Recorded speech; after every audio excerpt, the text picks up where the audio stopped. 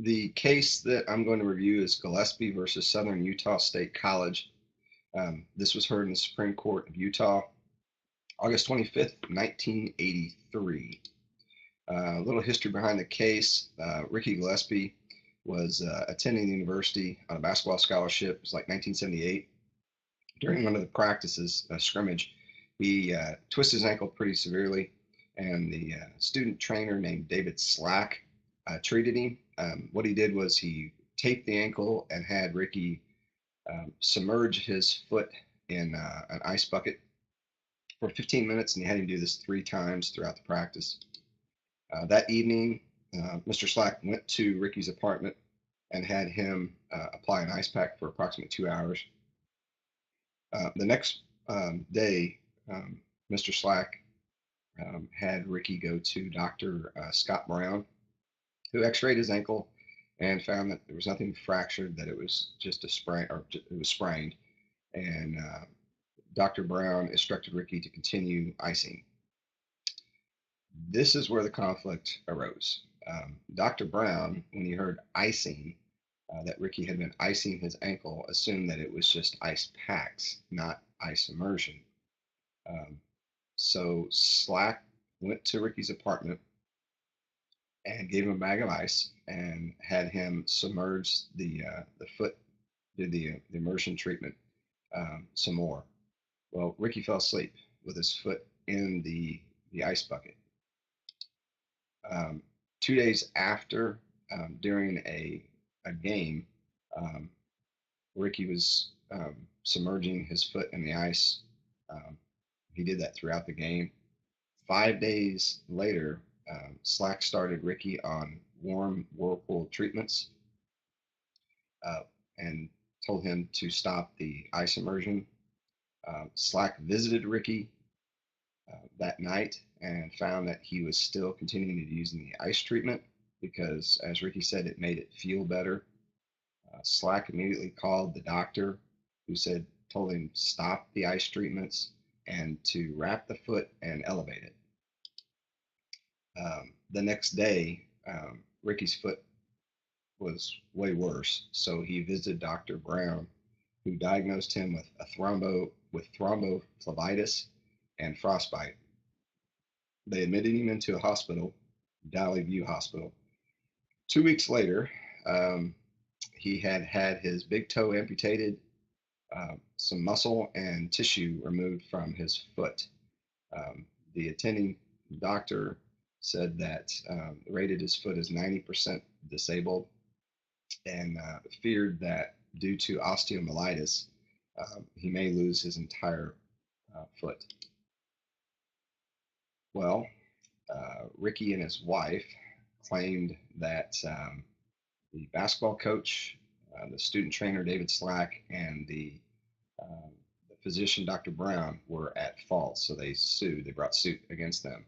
They sued for personal injuries, emotional injuries, and loss of educational and employment opportunities.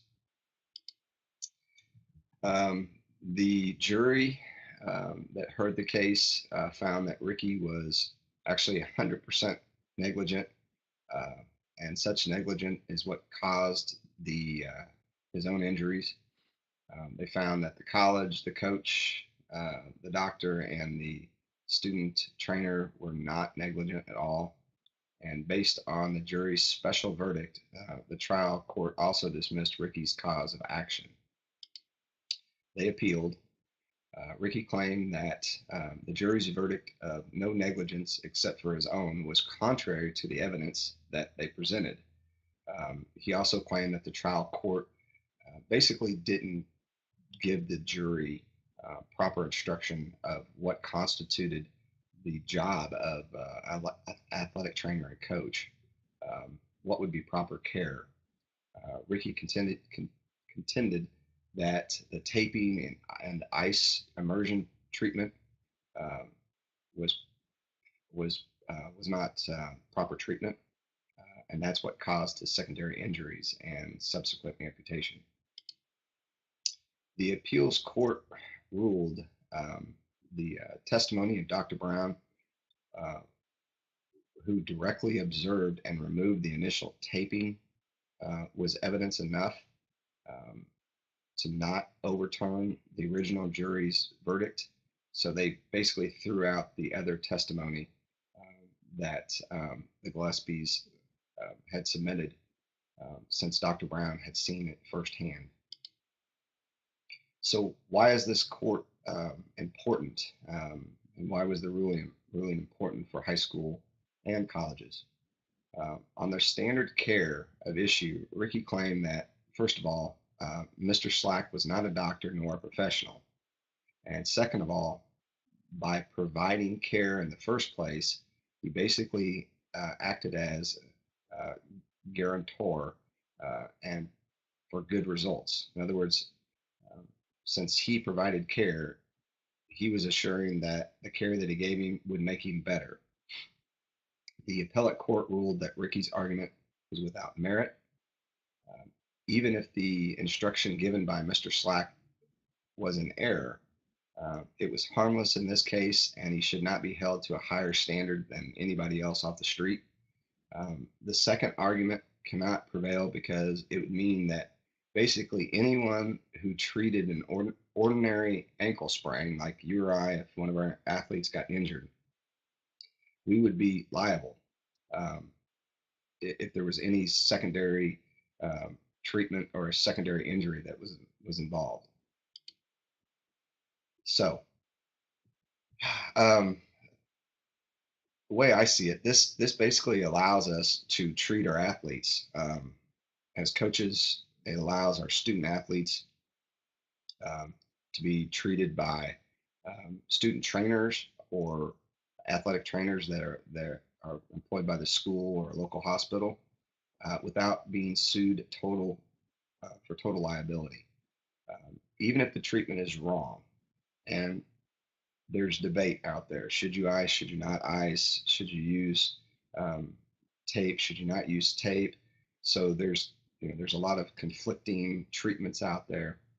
So even if the person that's giving the treatment is wrong, um, in Missouri, you can't be sued for um, total liability responsibility if, as in this case, um, the defendant has any degree of fault. It's called comparative negligence. Now, what we don't have um, in Missouri is a secondary type of liability um, where the person can't sue whatsoever. It's called contributory negligence. In other words, if the person suing has any fault whatsoever in their own injury, they can't bring suit. Missouri doesn't have that. So, as an athletic director, what you have to avoid um, is to make sure that your staff is, first of all, CPR certified. They understand how to treat injuries. Um, they are given professional development on the latest techniques um, and remind them over and over again to always err on the side of caution. If an athlete is hurt, set them out. They don't need to try to go back in. They need to seek professional medical treatment. Um, if you know if they've got a twisted ankle or a sprained knee, it's always best to have that professionally looked at. But probably, I would say the most important thing that an athletic director could do would be to stress common sense and use the best practices possible.